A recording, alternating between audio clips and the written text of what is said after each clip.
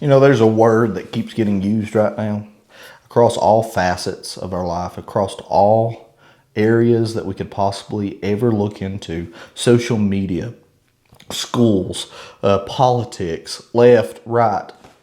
That word is extremist. Okay.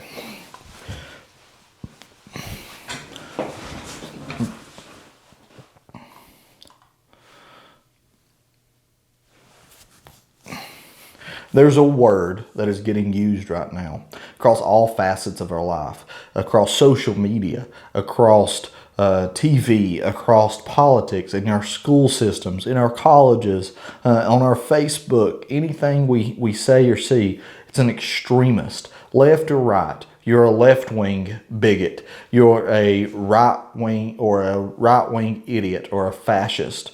It's across all areas of our life, and that word is extremist. If you believe that borders simply matter, you're an extremist. If you believe that free speech should actually be free, you're an extremist. If you believe that men and women are fundamentally different, you're an extremist. If you believe that you should be able to protect your family, you're radical. I don't know when all of this stuff changed and when becoming a far right or far left or standing up for what you believe in became extremist in the media, but I am not an extremist. I am simply just somebody that believes in something and is standing up for that. I'm not mad about the media or these people using this word. It's out of ignorance. I'm just simply paying attention that this is being used, and I think you should too. Because every single time that we look at this and history goes bad, it never starts with violence. It always starts with people being told what to do. Starts with them being told what to say. It starts with them being able to not being allowed to notice certain things in the world. So today we're going to talk about what's really going on right now everywhere, specifically in Venezuela because that's the high nail. But why does it matter to us? And why pretending that it cannot happen here in the United States is probably one of the biggest mistakes that we can, and really lies that we could tell ourselves. So before we go any further, let me tell you who I am. I'm not a politician. I am not a pundit. I do not live in a high rise in DC. And I don't get paid ungodly amounts of money to lie to you convincingly, like a lot of people do. I'm just a blue-collar guy. I work, I build, I farm. And I believe that God is our Savior. I believe in family, and I believe in the Constitution of the United States. Not because it's trendy, not because I've watched things that are not true and believe into them, but it's because I've watched what actually happens when these things disappear. I'm not here to tell you what to think.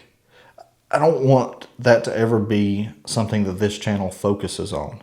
I don't want you to just solely live and feel and breathe what I feel and breathe, but I want you to form your own opinions.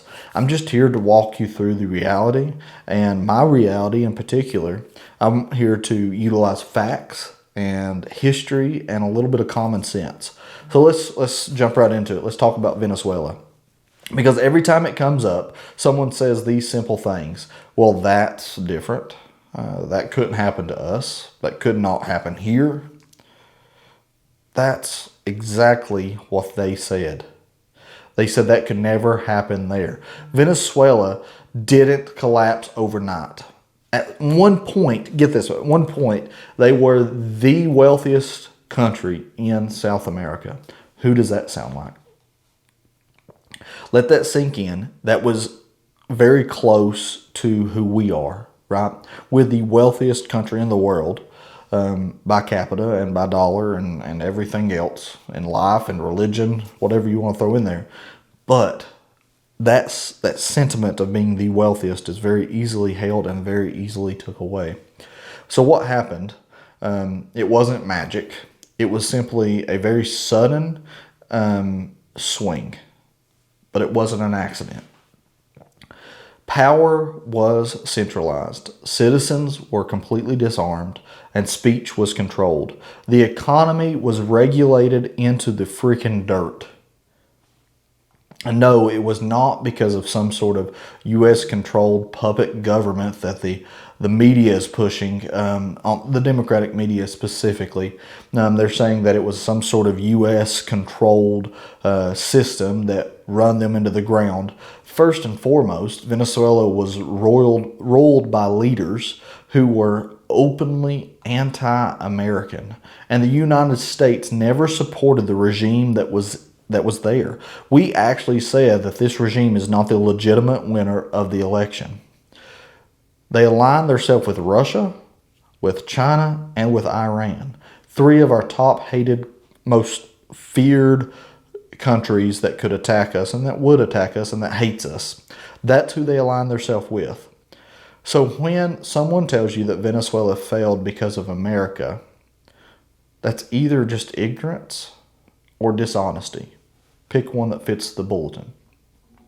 Here's the part that people don't like. And when I say this, I'm talking about people from both sides of the aisle. History doesn't care about your feelings. Patterns show up every single time, and there's 5 specific things that I want to cover. The population was disarmed. Speech becomes dangerous. Power gets centralized. Truth gets redefined. And any sayer becomes the enemy. Anybody that thinks, speaks, or has freedom to be able to have the ability to be your own person becomes the enemy. Think about that. That happens all across the Bible if you're a Christian. You see this in your Christian walk, where if you read this, the person that speaks against any regime that is in power is the enemy. That's not left. That's not right. It's a simple problem with power. That's why the Second Amendment it's never been about hunting. That's why free speech isn't about comfort. And that's why the faith that we have in this country scares the authoritarian powers. Because alliance to God, an allegiance to God, a comfort with God limits allegiance to the state. You don't have to agree with Donald Trump to notice what's happening. You don't have to be Republican to see that the border is simply broken. And you don't have to be a theologian. You don't have to have the highest IQ or be the most read. You don't have to be any of those. I'm not. To be able to understand this. When the state replaces God, things go sideways fast. Trump is not perfect. He's not my pastor. He's not a prophet. He represents something that the system hates. And that's the simple fact that he cannot be controlled. So before you dismiss Venezuela as a foreign problem, ask yourself this. If free speech was slowly removed, if self-defense was criminalized, if faith was pushed out and the government stepped in, at what point would you finally say something? Because history doesn't punish ignorance. It punishes denial. And that's where we're starting to go.